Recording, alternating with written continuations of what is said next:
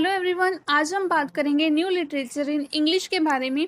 इसका सिंपल मतलब ये है कि ऐसा लिटरेचर जो इंग्लिश में लिखा गया है लेकिन उन राइटर्स के थ्रू लिखा गया है जो नेटिव इंग्लिश स्पीकर्स नहीं हैं।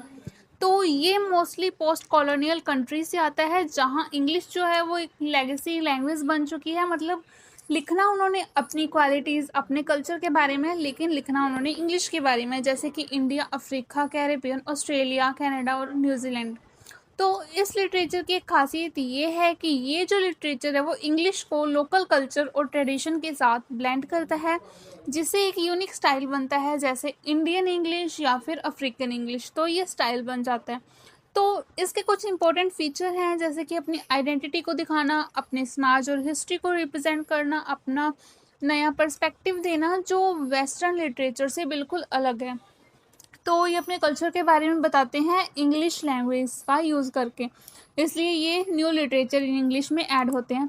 तो इसमें थीम्स हैं, जो थीम्स है वो काफ़ी पावरफुल हैं। पोस्ट कॉलोनियल स्ट्रगल, ट्रेडिशन और मॉडर्निटी के बीच का जो कॉन्फ्लिक्ट है वो दिखाते हैं, कल्चरल आइडेंटिटी और सोशल पॉलिटिकल इश्यूज़। तो ये सब रीडर्स को एक नई दुनिया का एक्सपीरियंस करवाते हैं। तो अगर एग्जाम्पल की बात करें तो हमारे पास है R.K. नारायण और अरुंधति रॉय, इंडिया से कुछ राइटर्स हैं, और चिनुआ अचेबे अफ्रीका से हैं, और डेरेक वेलकोट जो है वो कैरेबियन से है। तो शॉर्ट में देखें तो न्यू लिटरेचर इन इंग्लिश एक ऐसी आवाज़ है जो लोकल एक्सपीरियंस को ग्लोबल लैंग्वेज के ज़रिए एक्सप्रेस करती है।